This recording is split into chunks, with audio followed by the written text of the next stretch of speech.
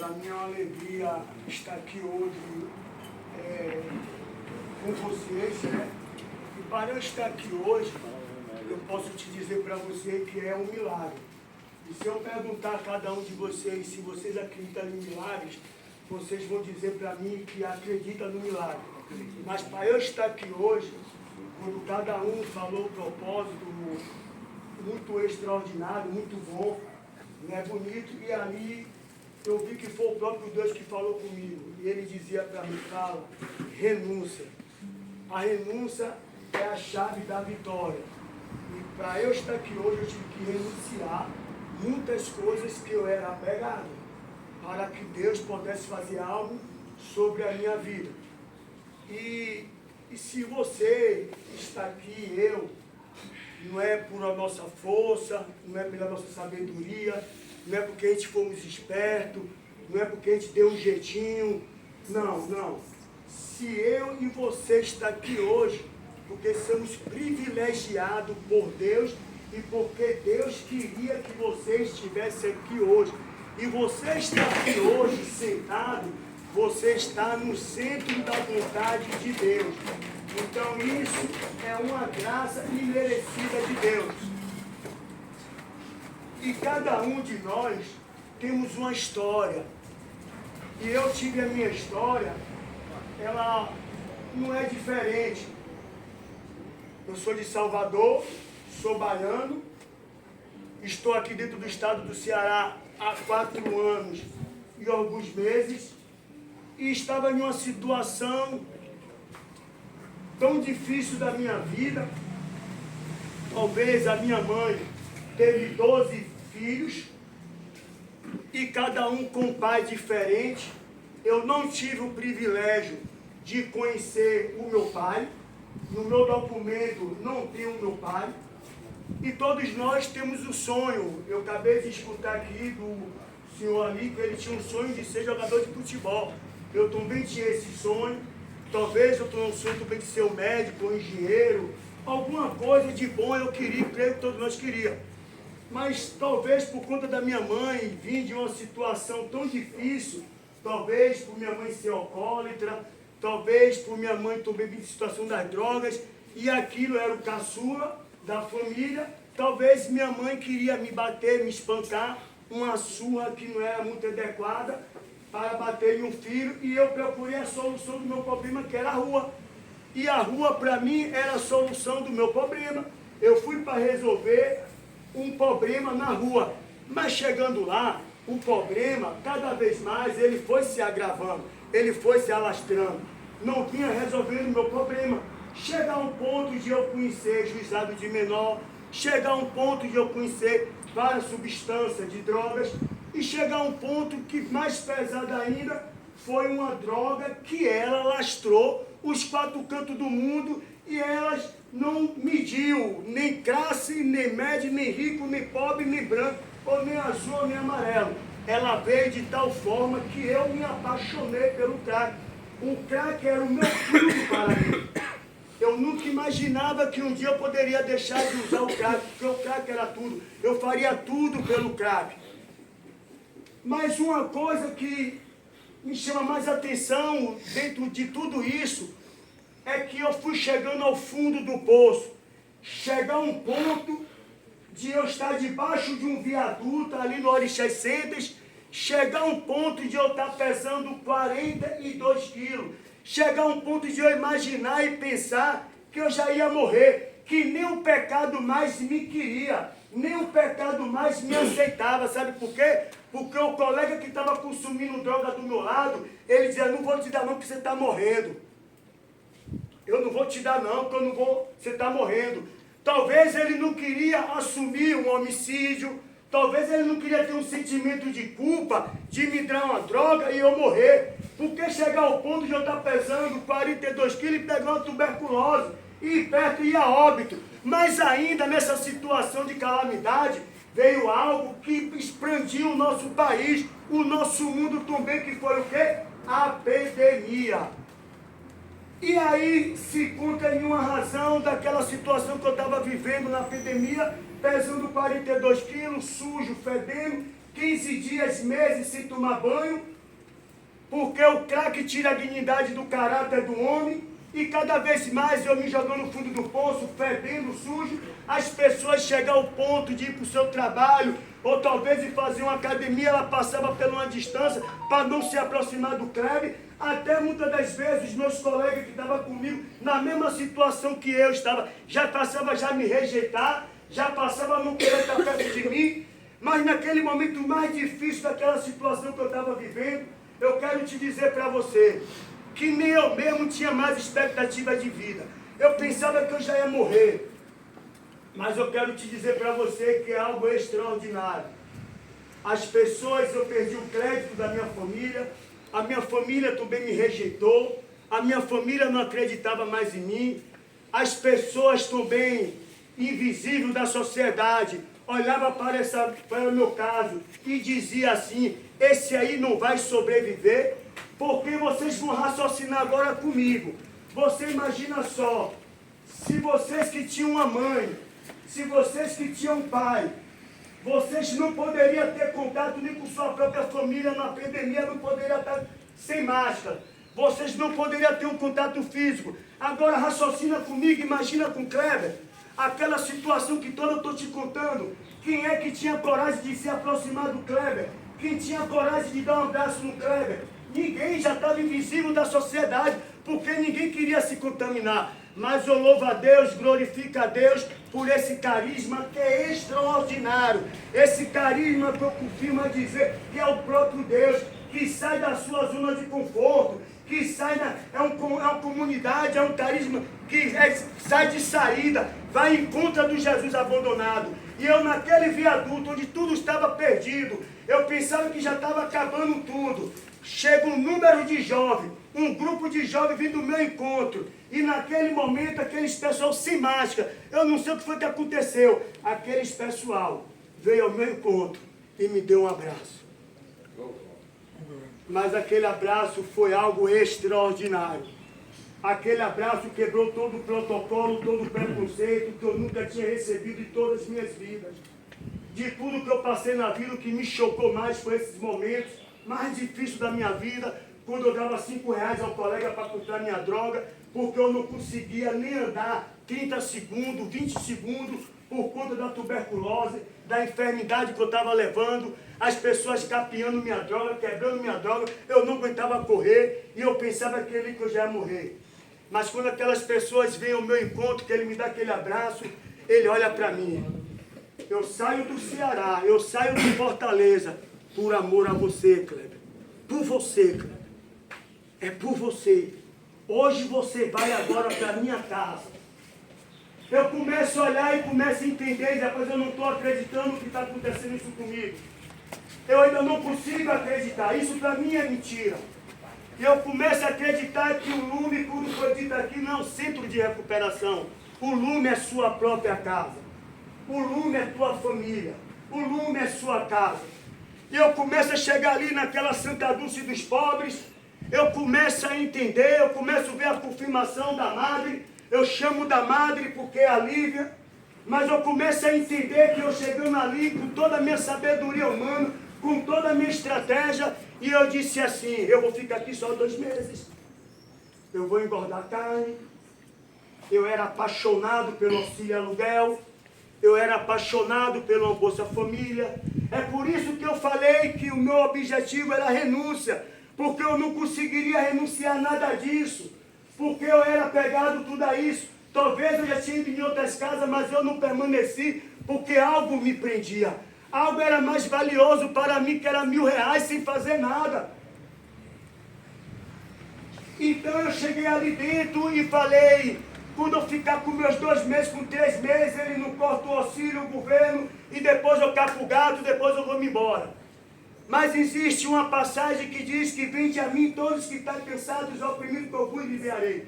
Mas eu comecei a entender que o Kleber era orgulhoso, o Kleber era arrogante, o Kleber era soberbo. A sabedoria humana, o Kleber ainda queria se prevalecer dentro daquele local. O inimigo armando todas as estratégias para mim, que a palavra do adito eu já sei, eu já conheço. E isso só estava me fazendo eu me tornar um vice-campeão. Porque eu era camisa 10 de Satanás.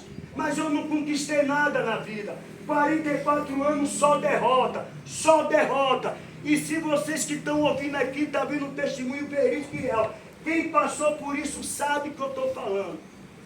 Mas eu quero te dizer para vocês. Aí eu chegar ali, aqueles alimentos que eu só me alimentei, dos meus 8 anos de idade, tudo aquilo. Quando eu cheguei naquela sentadura dos pobres, eu já tive outro alimento. E foi um alimento que me firmou, e foi um alimento que me fez eu perseverar. Aonde não tem amor, coloca o amor. Eu comecei a deixar ser amado. Eu comecei a entender que eu tinha que passar por uma disciplina. A disciplina a qual que a rua não me ensinou. A disciplina a qual que eu não queria deixar para ser amado. Mas quando eu entendi que eu tinha que mudar, não eram as pessoas que tinham que mudar, era o Kleber que tinha que mudar. E aí eu chegando ali, a entrar ali dentro daquela casa, as pessoas com responsabilidade, com a missão, e dizendo para mim que saiu daqui do Ceará por amor a mim. Eu comecei a deixar ser amado. Ali eu comecei a ter uma pasta de dente, eu comecei a ter uma escova, eu comecei a tomar um banho com 4 banheiros, eu comecei a sentir algo extraordinário, todo dia meu café, minha alimentação. Quando eu comecei a contar meus problemas para ele, eu comecei a ser cuidado, comecei a ser amado. E de lá para cá eu disse, eu não quero mais auxílio. Os meninos ficaram besta comigo, porque os meninos usavam droga comigo. E quando eu disse que eu não queria mais auxílio, o auxílio, as pessoas falaram para mim, eu disse, eu não quero. Porque eu vi as pessoas entrando e saindo, entrando e saindo. E quando eu usei essa palavra, parece que foi algo extraordinário que foi do próprio Deus. E eu não quis saber mais do auxílio. Eu já queria saber de vir para Fortaleza. Eu queria vir para o Ceará. Chegando aqui dentro do estado do Ceará, terminei toda a minha caminhada, todo o meu processo. Chegando ali no Lagoa do Banana, pessoas que estão aqui, que me viu fazendo a minha caminhada, chegando cabisbaixo, sem expectativa, mas com um objetivo.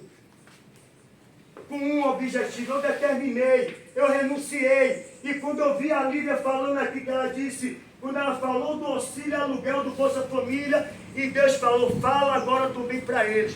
Porque é isso que muitas das vezes faz a gente recuar, faz a gente desistir da nossa caminhada. Eu priorizava o dinheiro, porque o dinheiro fazia tudo. E aí, meus amados irmãos, eu comecei a entender que eu tinha que perder tudo. E chegando aqui dentro do estado do Ceará, eu fiz a minha caminhada de 9 meses, terminei e decidi ser um missionário. Eu escolhi ser um missionário e terminei ali minha caminhada de missionário e fui agora servir para a missão. E hoje eu posso te dizer para vocês que esse jovem que um dia estava sentado como vocês estão, esse jovem que passou por tudo isso que você passou, essa mesma dor, com essas mesmas dificuldades, dificuldade a qual maior que chegou ao ponto, depois de tudo estar bem, e chegou um mandato de prisão para mim de 2011. 2011 veio um mandato de prisão para o Kleber. E aí, quando veio esse mandato de prisão, comecei a me atribular, comecei a ficar como é que vai acontecer, porque eu entendi que no dia que eu fui em 2011 eu era trevas. Mas eu comecei a entender que todos os processos que o Lume estava me proporcionando, me dando aquele alimento espiritual, me dando uma catequese, me ensinando, porque sabia que em 2023 eu ia estar ali dentro da Pacatuba, dentro da CETOC, mas não como preso, mas sim como missionário, falando desse carisma, falando daquilo tudo que eu passei. E chegando ali, meus amados irmãos, foi o momento mais difícil da minha vida, porque a comunidade, como ela disse, ela me deu livre-arbítrio. Ela mandou eu escolher. Eu poderia me entregar e poderia também não me entregar. E qual poderia ser a minha solução? E chegando ali, eu escolhi a me entregar. E chegou ali, Deus arcou com tudo. Quando eu falo que Deus arcou com tudo, porque Maria estava passando na frente de tudo. E chegando ali, eu comecei a evangelizar. No começo foi tão difícil. E eu posso ver frutos de pessoas que estão aqui hoje, que estão ali sentados, que é o seu Cícero. Quando ele estava lá no presídio, aquele senhor pesando mais de 30 e poucos quilos. A polícia, quando chegava, pegava ele ali no braço do outro, a gente pegava para poder levar para a enfermaria. E eu dizia para ele que com Deus tem jeito, que existe um carisma, que esse carisma é a obra lume, que se ele saísse dali, que ele poderia ir lá, porque lá ele seria amado. Não só ele, como tantas pessoas foram evangelizadas. E ele veio e ele foi acolhido. E eu quero te dizer para vocês, esse jovem que tudo isso, com essa toda a tribulação, com esses todos os problemas, eu conseguia amar, eu conseguia perdoar. E hoje esse jovem, com 47 anos, 44 anos, foi só de derrotas, foi só vice-campeão. Hoje, aos meus 4 anos, esse jovem que estava sem todos os documentos, sem nada, hoje esse jovem que tem todos os seus documentos, é esse jovem hoje que está fazendo uma academia, esse jovem hoje que está estudando, é esse jovem hoje que estão hoje como missionário, hoje fazendo parte de uma coordenação ali no condomínio Irapuru, ali no céu, dentro dessas casas, acolhendo pessoas, cuidando de pessoas. É esse jovem que a sociedade dizia que não tinha mais jeito, é esse jovem que a família diz que não tem mais jeito, é esse jovem hoje que é o conselho da família, é esse jovem que a família hoje liga para mim pedir conselho, é esse jovem hoje que a família me tem como um grande exemplo, e é esse jovem que a sociedade hoje olha com outros olhares. É esse jovem que um dia, anos atrás, nunca entrou dentro de um shopping, porque a minha infância toda não permitia de eu estar dentro de um shopping, de conhecer um shopping. Então é esse jovem que Deus está fazendo algo tudo extraordinário. Mas o maior de tudo isso, o melhor de tudo isso, desses 100 vezes mais, é algo espiritual que me sustenta todos os dias. É a gente permanecer com essa humildade, é a gente saber que nós somos dependentes de Deus, nós sabemos que a nossa bússola é o Senhor, e se a gente deixar a ser amado, Ele fará algo extraordinário na nossa vida e 100 vezes mais. Se Ele fez na vida do Kleber, por que Ele não fará na tua? Por que Ele não fará na tua? Cada um de vocês hoje Ele te chama pelo teu nome. Mas a palavra, como eu digo, que eu escutei muito aqui, gratidão. Gratidão é ótimo pelo aquilo quando a gente entrou. Agora a gente sabemos que tudo nós queremos. Mas a palavra ela fica hoje dentro, aqui dentro da fraternica. Que eu deixo para vocês. Renúncia. Porque se você renunciar, eu tenho plena certeza e convicção, com ousadia eu falo isso, Deus fará grandes coisas para cada um de vocês. E que Deus te abençoe. Amém. Quem é esse Deus tão invisível que nós falamos, se Ele não está aqui agora? Deus falando através de cada um de vocês, através de cada pessoa. A pedra que o pedreiro rejeitaram, ela se tornou a pedra angular. Aqui está o Kleber, as pedras que os pedreiros rejeitaram. Talvez vocês foram rejeitados, mas talvez vocês serão a pedra dessa igreja. Vocês serão a pedra angular. Quando ouviste a voz do Senhor, não endureceste os vossos corações. Creia em meu Pai, ainda há muita morada. Deus quer fazer coisas grandes nas tuas vidas. Vocês é uma pedra preciosa para o Senhor. Da mesma forma que Deus fez comigo, Ele fará na tua vida. Deus está feliz por cada um de vocês. Deus te ama de tal forma que você é o privilegiado de ouvir tudo isso. Aquilo que nós sentimos na pele, juntos. Mas aquilo que Deus Ele faz. Porque quando o Kleber estava às madrugadas, muitas das vezes ali com a cabeça debaixo do balde do lixo, comendo um acarajé, comendo um pedaço de salsicha, porque durante o dia a gente não sente fome, porque a fome é o crack. O Kleber era apaixonado pelo crack. E muitas das vezes eu não tinha fome, quando eu pegava aqui no Ceará o estouro, lá era equipe, muitas das vezes eu pegava para ir vender. Muitas das vezes eu não queria saber de comer, mas quando dava 2, 3 horas da manhã, a barriga roncava. Mas Jesus estava ali. Mas porque o Kleber não morreu na pandemia, muitas pessoas perderam a vida. Porque Jesus estava ali. Porque ele sabia que dia 1º de dezembro eu estaria na Fraternita. Amém, aleluia. No centro da vontade do Senhor. Falando para milhares e milhares de pessoas que passaram pela mesma situação que o Kleber passou. Vocês são privilegiados. Que tem ouvido, ouça o que o Espírito Santo de Deus diz à igreja. Eu tive fome e me deste de comer. Eu estava com sede e me deste de beber. Eu estava preso e me visitaste. Eu fui estrangeiro e me acolheste. O Ceará me acolheu lá em Salvador. E todas essas coisas que a mim fizeste, foi a ti, Senhor, que fizeste. Bendito do meu Pai. Deus fala conosco nesta manhã. Deus fala conosco.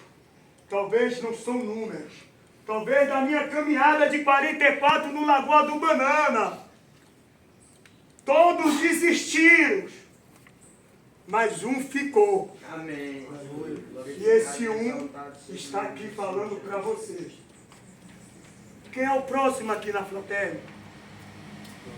Que vai falar com ousadia espiritual para aqueles outros 44 que vão chegar. Não são números.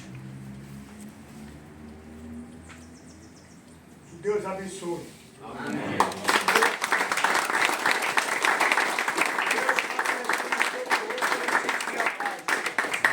Muito obrigado. Muito obrigado.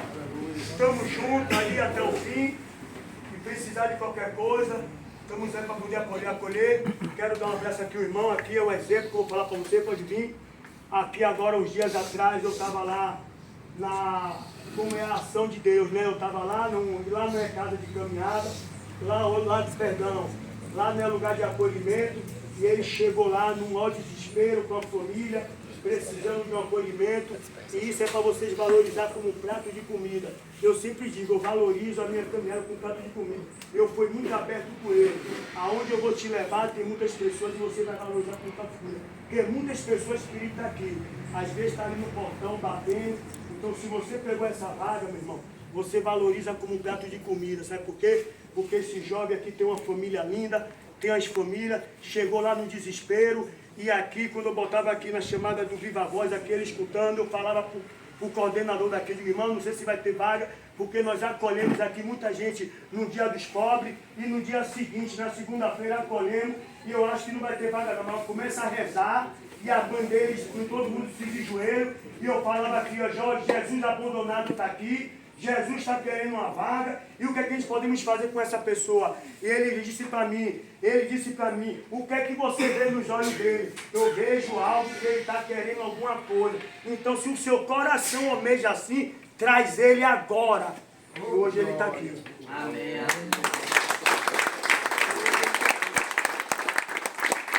Essa é a graça de Deus e a ação de Deus. A família dele ligando para mim, eu digo agora, você só tem que rezar. Porque o menino está lá, para que Deus possa fazer algo na vida dele e ele sair daqui transformado. Então, é isso que nós temos que fazer, essa é a missão. Ir de pegar o evangélico e fazer o bem. Tá bom?